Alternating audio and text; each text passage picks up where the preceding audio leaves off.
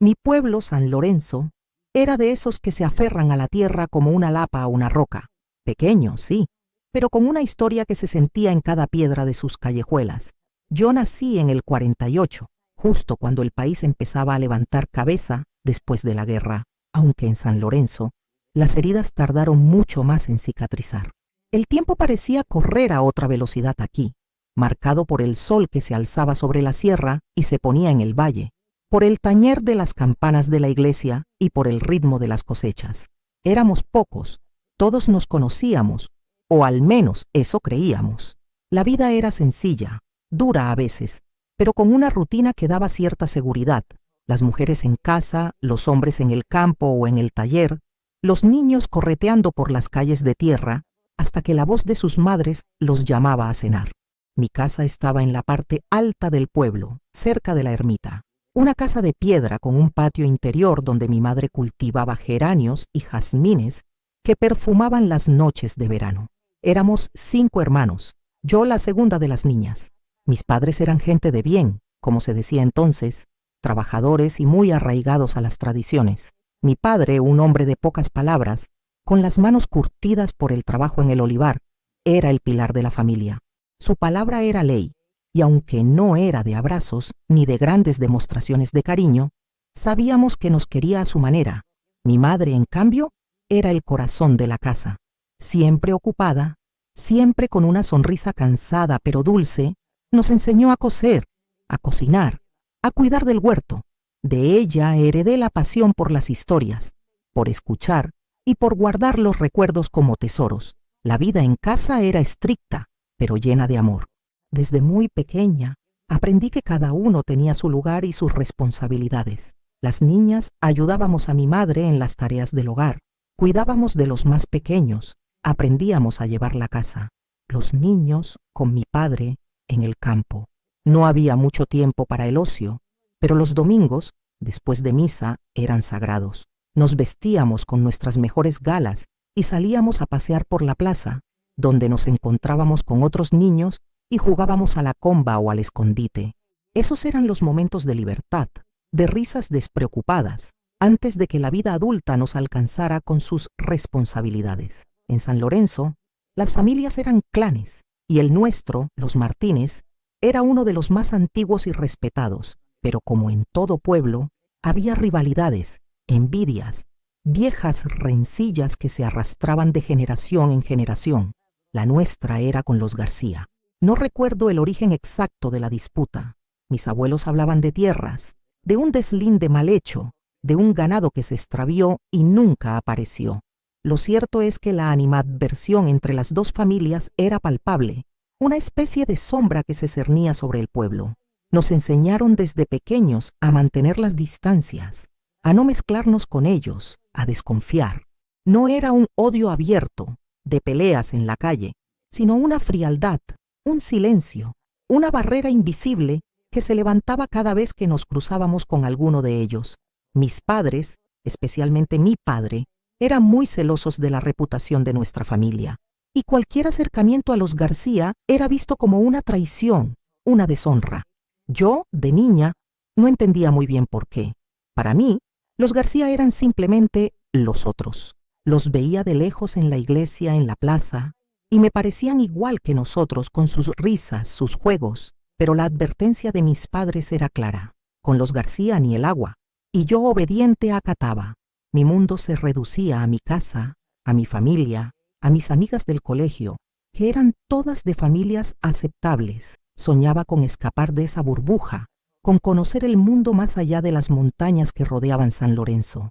Leía en secreto los libros que mi tía, la única que había salido del pueblo para estudiar en la capital, me traía de vez en cuando. Novelas de amor, de aventuras, de mujeres valientes que desafiaban las normas y vivían sus propias vidas. Esos libros eran mi ventana al mundo, mi refugio, mi manera de imaginar una vida diferente a la que me esperaba. Conforme fui creciendo, la sensación de estar atrapada en esa red de tradiciones y rivalidades se hizo más fuerte. A los 14 años, ya era una señorita, con mis trenzas largas y mis ojos curiosos. Ayudaba a mi madre en todo, Era buena estudiante y mis padres estaban orgullosos de mí, pero por dentro sentía una inquietud, un deseo de algo más. Las conversaciones en casa giraban en torno a los muchachos del pueblo, a los posibles pretendientes, a la importancia de encontrar un buen marido de una buena familia, y siempre la misma advertencia. Recuerda de dónde vienes y con quién no debes juntarte. La sombra de los García siempre presente, como un recordatorio constante de los límites de mi mundo. Mis amigas y yo nos contábamos secretos a la luz de la luna, sentadas en el pollete de la fuente. Hablábamos de chicos, de bailes, de los sueños que teníamos para el futuro. Algunas querían casarse pronto y formar una familia, otras soñaban con irse a la ciudad a trabajar en una fábrica o como modistas. Yo, en el fondo, solo quería ser libre, elegir mi propio camino, sin ataduras, sin prohibiciones. Pero sabía que eso era casi imposible en San Lorenzo. Las mujeres de mi generación estaban destinadas a seguir los pasos de sus madres, a repetir el ciclo, a perpetuar las tradiciones. Y yo, a pesar de mis sueños, me sentía cada vez más cerca de ese destino. Un día de feria, el pueblo se llenó de color y de ruido. Venían gitanos con sus puestos, titiriteros, músicos. Era la única vez al año que San Lorenzo se abría al mundo exterior, y la gente aprovechaba para celebrar, para olvidar por un día las penas y las rutinas. Mis padres me permitieron ir con mis hermanos menores, con la condición de que no me alejara de ellos y que volviera antes del anochecer. Me puse mi mejor vestido, el de flores azules que mi madre me había cosido, y me solté el pelo, algo que rara vez hacía.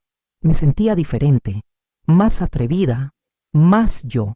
El bullicio de la feria era embriagador. Los olores a churros y a pólvora, la música de la charanga, las risas de la gente. Me sentía viva, por primera vez en mucho tiempo. Estaba comprando un dulce de almendra en uno de los puestos cuando lo vi. Él estaba de espaldas, hablando con un amigo, riendo a carcajadas. Tenía el pelo oscuro, revuelto, y una camisa blanca que resaltaba su piel morena. Era alto, con los hombros anchos, y su risa era contagiosa.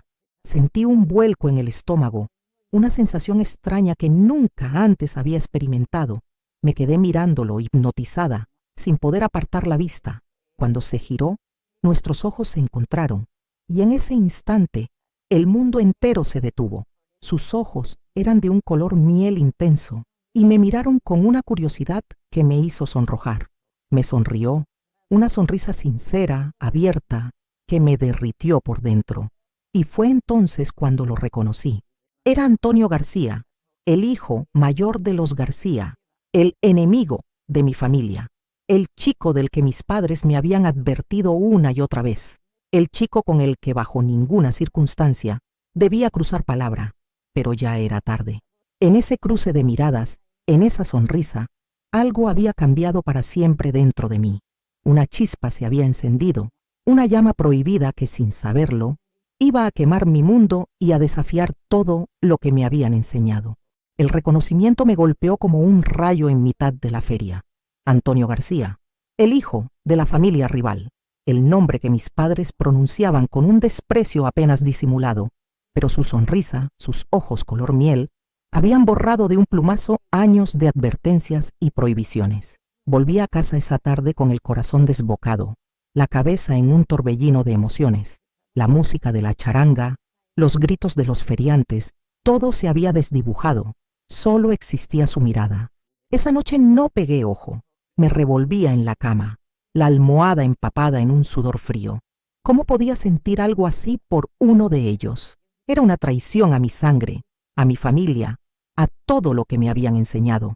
Pero la verdad era que no podía evitarlo. Su imagen se había grabado a fuego en mi memoria, y una parte de mí, esa parte rebelde que soñaba con escapar, se aferraba a ella con una fuerza inusitada. Los días siguientes fueron una tortura.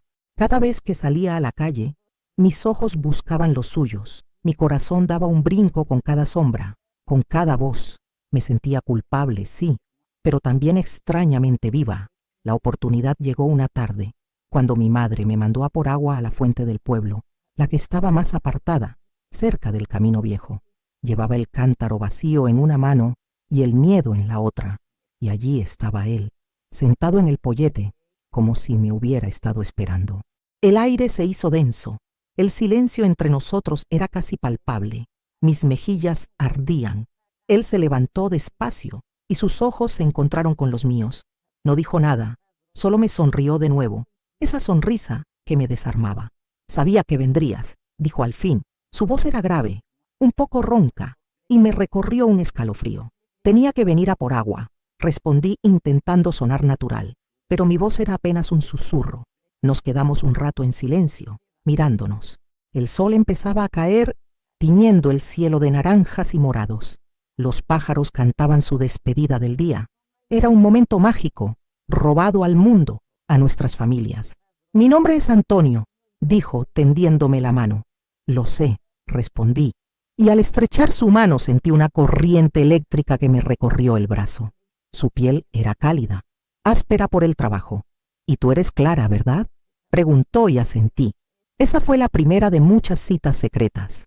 Nos encontrábamos a escondidas siempre al atardecer, en los lugares más recónditos del pueblo, en el viejo molino abandonado, junto al río, bajo la sombra de los olivos más viejos. Cada encuentro era una aventura, un desafío a las normas, un acto de rebeldía que me llenaba de una adrenalina desconocida. Hablábamos de todo y de nada, de nuestros sueños, de nuestras familias, de la vida en San Lorenzo. Él me contaba historias del campo, de los animales, de las estrellas. Yo le hablaba de mis libros, de mi deseo de conocer el mundo. Descubrí en Antonio a un joven sensible, inteligente, con una mirada profunda y un corazón noble. No era el enemigo que me habían pintado, sino un alma gemela, un compañero en la soledad de mis anhelos. Nuestros encuentros eran breves, furtivos, pero cada minuto a su lado era un tesoro. El miedo a ser descubiertos era una sombra constante, un nudo en el estómago que no me abandonaba. Cada crujido de una rama, cada ladrido de un perro, nos hacía sobresaltarnos, nos obligaba a separarnos rápidamente, a fingir que solo estábamos de paso. Pero el amor, ese amor que crecía en la clandestinidad, era más fuerte que el miedo. Me sentía completa a su lado, como si por fin hubiera encontrado la pieza que faltaba en mi vida. Él me hacía sentir vista, escuchada, amada por quien era, no por la hija de los Martínez. Mis padres, mientras tanto, seguían con sus vidas, ajenos a la tormenta que se gestaba bajo su propio techo. Mi madre, siempre atenta, a veces me preguntaba por qué estaba tan distraída, por qué había perdido el apetito. Yo inventaba excusas, dolores de cabeza, cansancio. Mi padre, más observador, me miraba con una intensidad que me helaba la sangre. Sentía su desconfianza, su intuición de que algo no andaba bien. Las advertencias sobre los García se hicieron más frecuentes, más directas. No te fíes de esa gente, Clara. Son como alimañas, siempre buscando la forma de hacer daño. Cada palabra era una puñalada, un recordatorio de la barrera infranqueable que nos separaba. Un día, mientras regresaba de uno de nuestros encuentros, vi a mi tía Carmen, la hermana de mi padre, en el camino. Venía de vuelta de la huerta con una cesta llena de verduras. Se detuvo y me miró con una expresión extraña, una mezcla de curiosidad y reproche. «¿De dónde vienes tan tarde, Clara?», preguntó. Su voz era aguda y penetrante. «De pasear, tía», mentí, sintiendo cómo el rubor me subía por el cuello. «Pasear, sí», murmuró, y sus ojos se clavaron en los míos. «Ten cuidado, niña.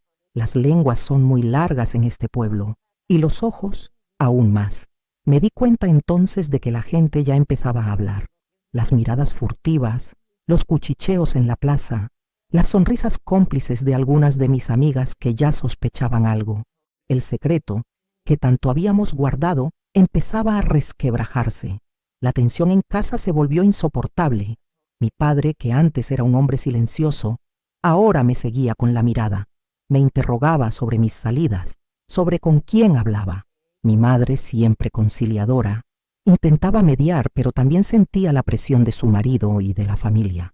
Una tarde, Antonio y yo estábamos sentados junto al río, susurrándonos promesas de amor eterno, cuando escuchamos unas voces. Eran dos hombres que venían por el sendero. Nos escondimos rápidamente entre los arbustos, el corazón latiéndonos a 1000 por hora. Uno de ellos era el hermano de Antonio y el otro, un primo mío. Hablaban de ganado, de precios, de las cosechas. Pasaron muy cerca de donde estábamos, tan cerca que pude sentir el aliento de mi primo. Contuve la respiración, rezando para que no nos vieran. Cuando se alejaron, Antonio y yo nos miramos, pálidos, temblorosos. Había sido un aviso, una señal de que el cerco se estrechaba. El golpe final llegó unas semanas después. Era un domingo por la tarde, después de la comida. Mi padre me llamó a la sala, donde mi madre ya estaba sentada, con la mirada baja y las manos entrelazadas. El ambiente era pesado, cargado de una electricidad que presagiaba lo peor. Clara, empezó mi padre, su voz era fría, dura, como nunca antes la Piero había escuchado. Tenemos que hablar. Sentí un escalofrío. Sabía lo que venía. Las palabras salieron de su boca como piedras, una tras otra, aplastando mi corazón. Había rumores, me dijo, rumores de que me veía con ese García, que había deshonrado a la familia, que había pisoteado su nombre. Mis negaciones fueron inútiles. La evidencia, o lo que ellos consideraban evidencia, era abrumadora. Alguien nos había visto, no sé quién, ni dónde, pero el secreto ya no era nuestro. Mi padre me prohibió salir de casa.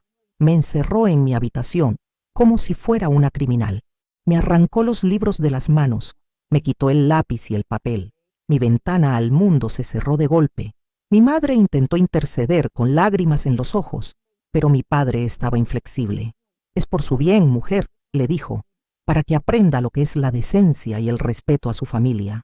Los días se convirtieron en semanas, las semanas en meses. Mi encierro era una tortura.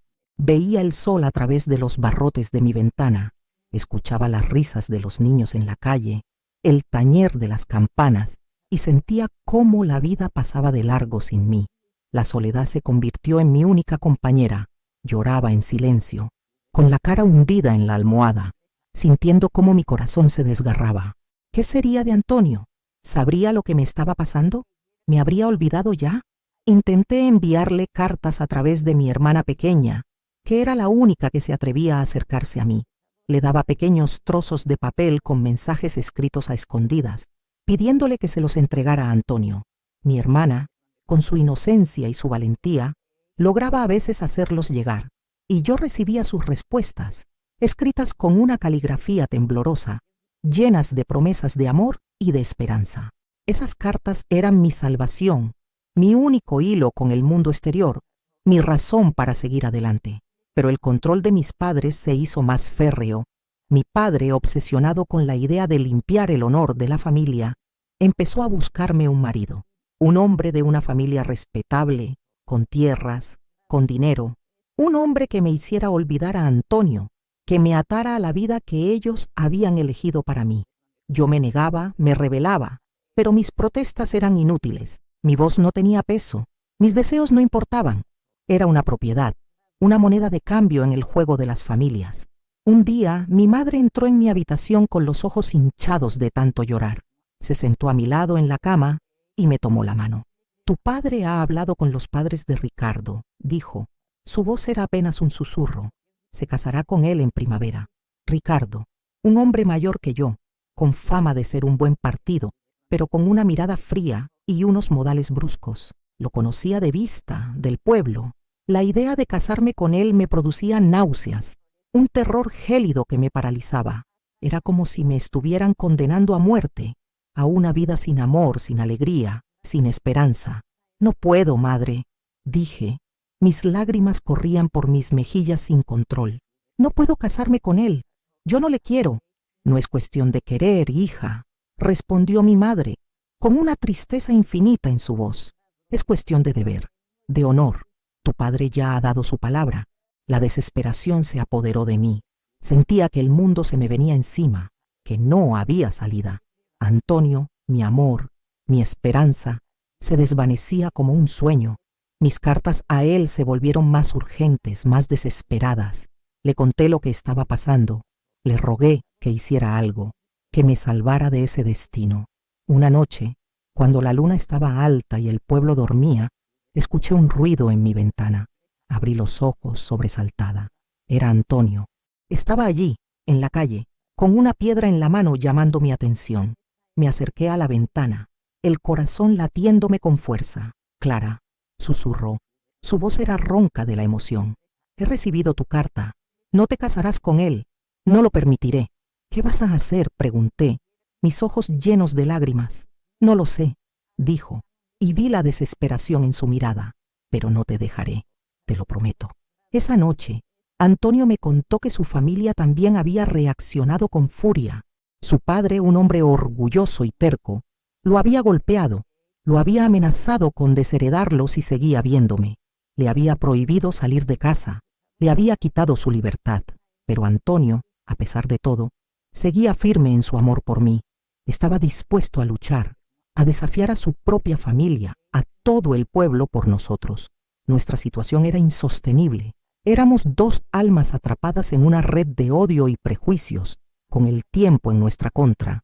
La boda con Ricardo se acercaba, y cada día que pasaba, la soga se apretaba más alrededor de mi cuello. Antonio y yo sabíamos que teníamos que tomar una decisión que cambiaría nuestras vidas para siempre. Una noche, en uno de nuestros encuentros clandestinos, bajo la luna menguante, Antonio me miró con una determinación que me asustó y me llenó de esperanza al mismo tiempo. Tenemos que irnos, Clara, dijo. Su voz era firme, aunque sus ojos reflejaban la angustia. Huir de aquí, lejos de todo esto. La idea me aterrorizó. Dejar mi casa, mi familia, todo lo que conocía. Pero la alternativa era aún peor. Una vida sin él, una vida de tristeza y resignación. Sentí un nudo en el estómago, una mezcla de miedo y una extraña excitación.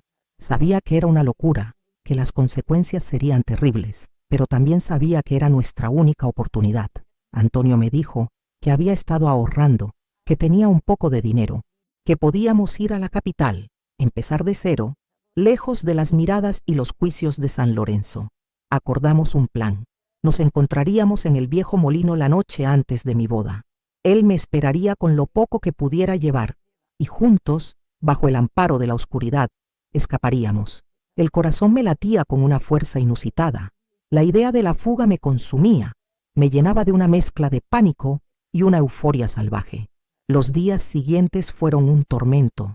Fingía normalidad, ayudaba a mi madre con los preparativos de la boda, sonreía a las vecinas que venían a felicitarme, mientras por dentro mi alma se preparaba para la huida. Cada noche, antes de dormir, repasaba el plan, imaginando nuestra nueva vida, lejos de las cadenas que nos ataban. La noche llegó, el aire era frío y una densa niebla cubría el pueblo. Me despedí en silencio de mi familia, de mi casa, de mi infancia. Con un pequeño hatillo en la mano, salí de puntillas, el corazón a punto de estallar. Cada sombra me parecía un espía, cada ruido un delator. Corrí por las calles desiertas, el miedo persiguiéndome a cada paso. Llegué al molino, jadeando, el pecho oprimido. Antonio no estaba. Esperé. Minutos que se hicieron eternos. El frío calaba mis huesos y el pánico empezó a apoderarse de mí. ¿Y si le había pasado algo? ¿Y si se había arrepentido? La esperanza que me había sostenido durante tanto tiempo empezó a desvanecerse, a convertirse en cenizas. La luna se ocultó tras las nubes y la oscuridad se hizo total. Y entonces escuché pasos. No eran los de Antonio, eran varios, pesados, decididos. El miedo me paralizó. Sabía que me habían descubierto. Los pasos se acercaban, pesados, resonando en el silencio de la noche. No era el andar ligero y esperanzado de Antonio. Mi corazón, que ya latía desbocado por el frío y la angustia, se encogió hasta convertirse en una piedra. Me escondí más entre las sombras del viejo molino, conteniendo la respiración, rezando para que fuera una falsa alarma, un animal, el viento. Pero las voces no tardaron en llegar, ásperas, furiosas. «Clara, sal de ahí ahora mismo». Era la voz de mi padre, ronca de rabia, y venía acompañada de otras dos, que reconocí como las de mi tío y un peón de la finca. El miedo me paralizó. No podía moverme, no podía hablar. Sentía que mis piernas se habían convertido en plomo. Mi padre se acercó, y la luz de su linterna me encontró, acurrucada junto a la pared de piedra. Su rostro, iluminado por el haz de luz, era una máscara de ira y decepción. Nunca lo había visto así. Sus ojos, normalmente severos, ahora ardían con una furia que me heló la sangre. Desgraciada, miserable, gritó y me agarró del brazo con una fuerza brutal, arrastrándome hacia la salida. ¿Así es como pagas todo lo que te hemos dado? ¿Deshonrando a tu familia, a tu apellido, con ese García? Las lágrimas brotaron de mis ojos, calientes y amargas. Intenté zafarme de su agarre, pero era inútil. Mi tío y el peón se quedaron en silencio, observando la escena con miradas de reproche. La vergüenza me invadió, una vergüenza profunda que me quemaba el alma. ¿Dónde está Antonio?, pregunté. Mi voz era un hilo, apenas un susurro. Ese alimaña, escupió mi padre. Ya se encargaron de él. No volverás a verlo, te lo aseguro. La noticia me golpeó como un mazazo. ¿Qué le habrían hecho? ¿Estaría herido? ¿Muerto?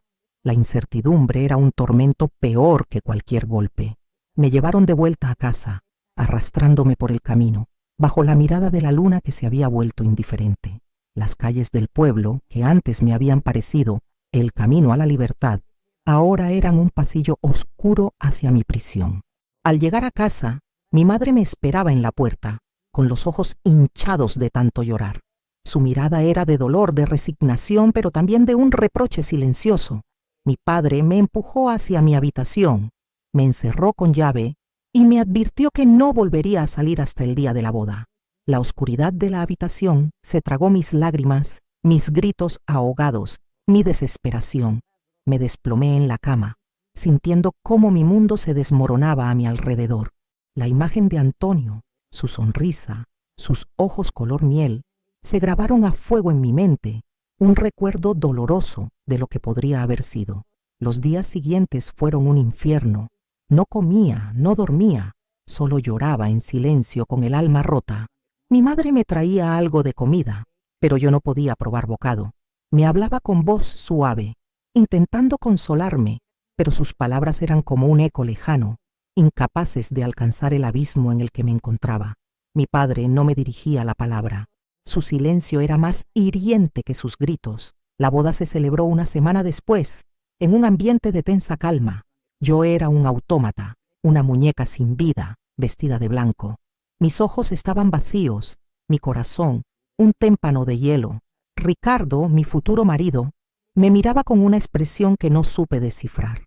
Lástima, indiferencia, no lo sabía, no me importaba. Él era solo el instrumento de mi condena, el carcelero de mi libertad. El día de la boda fue un borrón. La iglesia, los invitados, la ceremonia, todo pasó como en una niebla. Mis ojos buscaban sin querer un rostro conocido, una señal de Antonio, pero solo encontraba miradas de curiosidad, de compasión, de juicio. El sí, quiero, salió de mis labios como un suspiro, sin vida, sin convicción. Ese día, Clara Martínez murió y nació otra mujer, una mujer resignada, una mujer que había enterrado sus sueños y su amor bajo el peso de la tradición y el honor familiar. La vida con Ricardo fue exactamente como la había imaginado, fría, distante, sin amor. Él era un hombre de campo, trabajador, pero también tosco, con pocas palabras y menos gestos de cariño. Nunca me hizo daño físico, eso es cierto, pero su indiferencia era una herida constante, un recordatorio de la vida que me habían arrebatado. Mi hogar se convirtió en una jaula dorada. Tenía todo lo material, pero mi alma estaba vacía. Me dediqué a las labores del hogar, a la gestión de la casa, a los quehaceres diarios. Me sumergí en la rutina, buscando en ella un refugio, una forma de escapar de mis propios pensamientos. Con el tiempo, llegaron los hijos. Primero un niño, luego una niña. Ellos fueron mi salvación, mi razón para seguir adelante. En sus risas, en sus abrazos, encontré un consuelo, un pequeño rayo de luz en la oscuridad de mi existencia. Los amé con la fuerza de un amor que no pude dar a nadie más, un amor puro y desinteresado. Nunca volví a ver a Antonio. Los rumores llegaban a veces, fragmentos de historias que me contaban las vecinas, las vendedoras del mercado, que se había ido del pueblo a la capital, que nunca se había casado, que había prosperado, que tenía un negocio. Cada noticia era una punzada en el corazón, una mezcla de alegría por él y una tristeza profunda por lo que habíamos perdido. Me imaginaba su vida, lejos de San Lorenzo, libre, feliz, y me preguntaba si alguna vez se acordaría de mí, de nuestros encuentros secretos, de las promesas que nos hicimos bajo la luna. Los años pasaron, uno tras otro, tejiendo la tela de mi vida. Mis hijos crecieron, se casaron, tuvieron sus propios hijos. Me convertí en abuela, una abuela cariñosa, que contaba historias a sus nietos, pero nunca la suya propia. Mi rostro se cubrió de arrugas, mi cabello se volvió blanco, pero mis ojos, esos ojos que habían visto tanto dolor y tanta desilusión, conservaban aún la chispa de la juventud, la memoria de un amor prohibido. Aprendí a vivir con la ausencia, con el vacío. Aprendí que la vida no siempre es como la soñamos, que a veces tenemos que sacrificar nuestros deseos por el bien de otros, por el honor de la familia, por las circunstancias que nos rodean. Pero también aprendí que, incluso en la adversidad, se puede encontrar la fuerza para seguir adelante, para amar, para construir una vida aunque no sea la que habíamos imaginado. Mi matrimonio con Ricardo duró hasta su muerte. Fue una unión de respeto, de costumbre, pero nunca de pasión. Cuando él se fue, sentí una extraña mezcla de alivio y tristeza. Había sido mi compañero, mi marido, el padre de mis hijos, pero también había sido el símbolo de mi renuncia, de mi sacrificio. Ahora, sentada aquí, en la tranquilidad de mi vejez, miro hacia atrás y veo una vida llena de altibajos. Hubo dolor, sí, un dolor profundo que me acompañó durante muchos años, pero también hubo amor, el amor de mis hijos y mis nietos, que llenaron mi corazón de alegría. Hubo resiliencia, la capacidad de levantarme una y otra vez, de seguir adelante a pesar de las heridas. Me pregunto a menudo qué habría sido de mí si aquella noche, en el viejo molino, Antonio hubiera llegado. Si hubiéramos huido juntos, si hubiéramos construido una vida lejos de San Lorenzo, lejos de las miradas y los juicios, quizás habríamos sido felices, quizás no. La vida es un misterio, un camino lleno de bifurcaciones y decisiones. Pero lo que sí sé es que aquel amor, aquel primer amor prohibido, me marcó para siempre. Me enseñó la fuerza de los sentimientos, la rebeldía del corazón, la capacidad de soñar incluso cuando el mundo se empeña en despertarte. No me arrepiento de haber amado a Antonio. Fue un amor puro, sincero, que me hizo sentir viva, que me dio la esperanza de un futuro diferente. Y aunque ese futuro nunca llegó, la memoria de aquel amor me acompañó siempre, como un faro en la oscuridad, un recordatorio de que, a pesar de todo, mi corazón fue capaz de amar con una intensidad desmedida. La vida me enseñó que el honor de una familia, las tradiciones, los prejuicios, pueden ser cadenas más pesadas que cualquier grillete. Pero también me enseñó que el espíritu humano es indomable, que siempre busca la luz, la esperanza, el amor. Y aunque mi historia no tuvo el final de cuento de hadas que soñé de niña, fue mi historia, una historia de lucha, de sacrificio, de amor y de superación. Y al final, eso es lo que importa, haber vivido, haber sentido, haber amado, a pesar de todo. Y ahora, al contarla, siento que, de alguna manera, aquel amor prohibido, aquel sueño truncado, encuentra por fin su lugar en el mundo.